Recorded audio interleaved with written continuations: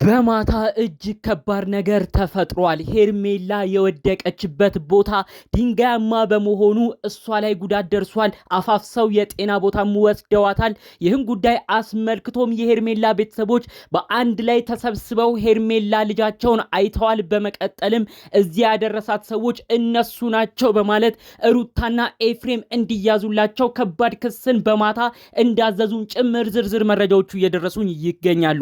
ይህን ጉዳይ አስመልክቶ ሩታና ኤፍሬም እንደ ቀልድ የጀመሩት ጉዳይ ወደ ሌላ ጦስና ጣጣ አምርቶ በቅርቡ እንግዲህ ሩታና ኤፍሬም በህግ ጥላ ስር ሊያውላቸው እንደሚችልም ነው ዝርዝር መረጃዎች እየደረሱኝ የሚገኘው። ተመልከቱ ጉዳዮች ሁሉ እንዴት እየተቀየሩ እንደሚገኝ። ትናንትና የሄርሜላ አባት በተለይ ደግሞ ሄርሜላ ቤተሰቦቿም አይፈልጓትም፣ የሰው ትዳር አፋታለች፣ ይሄ ነው እውነታው እያላችሁ ኮመንት የምታደርጉ ሰዎች እጅግ የተለየ ነገር ነው የተመለከትነው።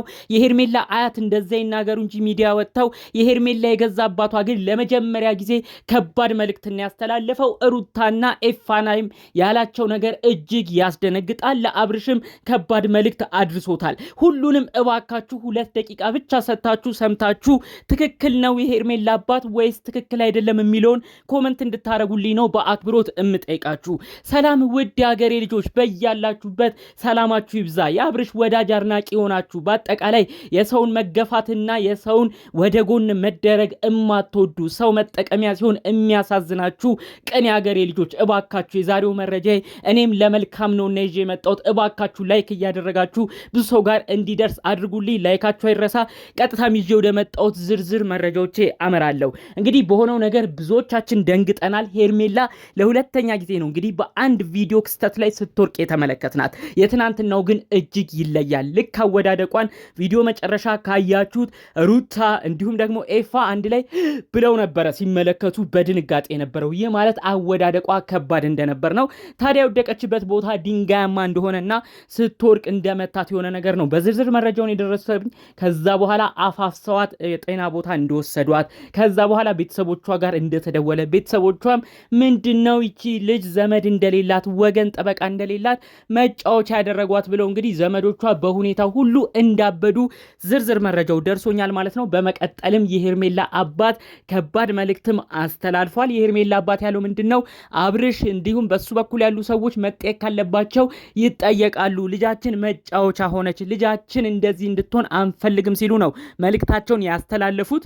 በተለይ የሄርሜላ አባት በጣም በሚገርም ሁኔታ ነው ለልጃቸው ዋስ ጠበቃ ሆነው ሲከራከሩ የነበረው። ከዚህ ቀደምም የሄርሜላ የቅርብ ቤተሰቦቿ ለሷ ይከራከራሉ፣ ማንንም አይሰሙም ብዬ ቪዲዮ ስሰራ ውሸት ነው ሄርሜላን ቤተሰቦቿም አይፈልጓትም እያላችሁ ነበር። ይሄን ነገር በደንብ ላስረዳችሁ።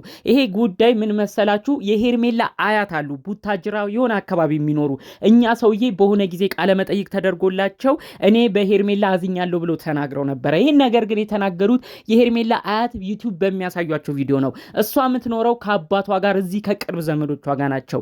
እሷ ቅርብ ዘመዶች ደግሞ የሚሉት እሷ እንድታገባ እንድትለወጥ ነው እንጂ የምንፈልገው ሌላ ነገርን አንፈልግም። ልጃችን ግን እንዲህ መጠቀሚያ እንድትሆንም አንፈልግም። መጠየቅ ካለብንም ይችን ልጃችንን እንዲህ እንድትሆን ያደረጋት ራሷን እየሳተች እየወደቀች ራሷም እንዲጎዳ ያደረጋትን ሰው ከሱ ጋር ነው ችግር የሚፈጠረው፣ ከሱ ጋር ነው ክሳችንንም የምናነሳው ብለው እንግዲህ ሩታና ኤፋ ላይ ክስ ሊመሰርቱ እንደሆነም ነው በዝርዝር የሰማሁት። ተመልከቱ። ሩታና ኤፍሬም እንግዲህ እዚህ ነገር ውስጥ በማይታሰብ መልኩ ገብተውበታል። አብርሽን ወደኛ እንመልሳለን ብለው የማይኮን ትልልቅ ስህተትን ሰርተዋል። በመጀመሪያ አብርሽን አፍዘውታል። እንዳያችሁት ትናንት በተለቀቀው ቪዲዮ ድረስ ምንም አልነቃም። ያለው ነገር ሁሉ እንደ ድራማ ነው ፍዝዝ ብሎ የሚያየው። ይሄ ነገር ወደፊት አብርሽ ሲነቃ ወደ ራሱ ሲመለስ ከባድ ችግር ነው እንግዲህ በሩታና ኤፍሬም ላይ የሚያመጣው። ከእንግዲህ እነሱንም አያምናቸውም። ከዛ በኋላ ደግሞ እንግዲህ እዛው የተጠቀሙት ጉዳይ አብርሽን አፍዘው ሄርሜላን ለማስቀናት የሄዱበት ነገር ደግሞ ሄርሜላ ተናዳ ብስጭት ብላ ራሷን እስከ መሳት ድንጋይ ላይ እስከ መውደቅ አድርሷታል። ይሄ ደግሞ ትልቅ ውስብስብ ችግር አምጥቷል። እሷ አንድ አካሏ በደንብ ቢጎዳ ወይም ደግሞ እንዳለችው ጽንስ ላይ ሆና እርግዝና ላይ ሆና እርግዝናው ላይ ሌላ ችግር ቢያመጣ ደግሞ እዩት፣ ተመልከቱት። ማን ነው እንዲያረጋት ማን ነው እንድትደነግጥ ያደረጋት ብሎ ህጉ ምን አይነት ነገር እየሰፋ እነሱን ተጠያቂ እንደሚያደርግ ተመልከቱ ዝም ብላችሁ። አንድ ሰው እርግዝናው የታወቀ ጽንስ ላይ እንደሆነ የታወቀ ያንን ሰው ለሚያስደነግጥ ነገር መጣል፣ ለማይሆን ነገር መጣል ተጠያቂ እንደሚያደርግ ይታወቃል። ስለዚህ ሩታ እንዲሁም ኤፋ እዩት፣ ተመልከቱ የሄዳችሁበትን ርቀት። ሄርሜላ ብቻዋን ነው የምትመጣው በቪዲዮ እያላችሁ አንዳንዴም ብትጨምር ወንድሟን ወይም ያክስቷን ልጅ ነው እያላችሁ ሌላ ችግር ውስጥ የገባችሁትን ጉዳይ ቀላል ነገር እንዳልሆነ አስጠንቅቄ እነግራችኋለሁ። ሩታ እባክሽ ልዑሌ እናትም አባትም ያስፈልገዋል። አንቺ ግን የምትሄጂበት ርቀት አጠቃላይ ለልጃችሁ ልዑሌ እንኳን ያልታሰበ ነገር እንዲከሰት ነው እያደረገ የሚገኘው። አንቺ የሆነ ነገር እውነትም እንደተባለው ክሱ ቀጥሎበት አንቺ ኤፋም ብትያዙ በተለይ እናቷ አንቺ ብትያዢ ልዑሌ ማጋ ነው የሚሆነው። አብርሽን ይኸው እንደዚህ አፈዘዛችሁት። ማን ነው ልዑሌን የሚንከባከበው? ለምንድነው ለነገሮች ሁሉ ትኩረት ማድረግ ያቃተሽ? እባክሽ ሩታ ካለሽበት የቅዠት ከማይሆን ህልም እንድትወጪ መልእክቴን አስተላልፋለሁ። ኤፋም ብትሆን ህዝቡ ሁሉ አዝኖብሃል። ቡታጅራ የሚገኙ ቤተሰቦች ሁሉ አዲስ አበባ እንመጣለን እያሉም እየዛቱ ይገኛሉ። አንተም ብትሆን በወንድምህ ያለ ካመኔታ ወደፊት በምን ያህል ደረጃ እንደሚቀጥል እሱ ፈጣሪ ይወቅልህ። እንዴት ወንድምህን በዚህ ልክ አፍዘህ ጭራሽ ሰው የሌላ ሶስተኛ ሰው ለመጉዳት ትሯሯጣላችሁ? አብርሽና ሩታ በጋራ ይኑሩ ብለን እኮ እኛም ብዙዎቻችን ጨቅጭቀን ለፍልፈን ነበር። ነገር ግን ምንም አይነት ነገር በግድ የሚሆን ነገር የለም። አንድ ሰው እህል ውሃው ሲፈቅድ ነው በአንድ የሚኖረው። ካልሆነ ግን ሁሉም በየራሱ ይኖራል። ይሄ ደግሞ የህይወት ግዴታ ነው። ግድ አንድ ሰው ከአንድ ሰው ጋር ተጣብቆ ይኑር ማለት አይቻልም። ይህን ነገር ጠንቅቃችሁ እያወቃችሁ አብርሽን ወደ ራሳችሁ ለመመለስ የሄዳችሁበት ርቀት እመኑኝ ዋጋ ያስከፍላችኋል። በቅርብም ተጠያቂ ሆናችሁ ዘብጥያ እንዳትወርዱ ነው የተለያዩ መረጃዎች እየደረሱኝ የሚገኘው።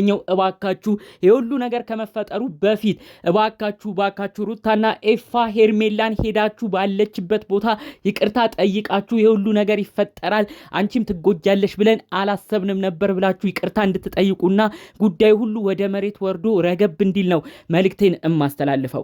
ከሰሞኑ የሚለቀቀውን ቪዲዮ አስመልክቶ በቲክቶክ 2 ቦታ ሰው ተከፍሎ እየተከራከረ ይገኛል። የሄርሜላ ወዳጅ አድናቂ የሆኑ ሰዎች በአብርሽ አትፍረዱ፣ አብርሽ አንገቱ ላይ ሀብሎቹን ካረገ በኋላ የሩታ መጥፎ ነገሮች የተደረጉበት ሀብል ከተደረገ በኋላ ነው አብርሽ የፈዘዘው ሲሉ፣ ሌሎች ደግሞ የሩታ ወዳጅ አድናቂ የሆኑ ሰዎች ደግሞ የለም አብርሽ ወደ ራሱ የተመለሰው የፈዘዘ መስሎን ነበር፣ ነገር ግን ወደ ራሱ ተመልሶ ሁሉን ነገር የረሳ መሰለው ሄርሜላ ያደረገችለትን ከባድ ነገር የተደረገበት ሰዓት ከወለቀ በኋላ ነው ብለው ደግሞ ሌላ ሐሳብ አስተያየት የሚሰጡ ሰዎችንም ተመልክተናል።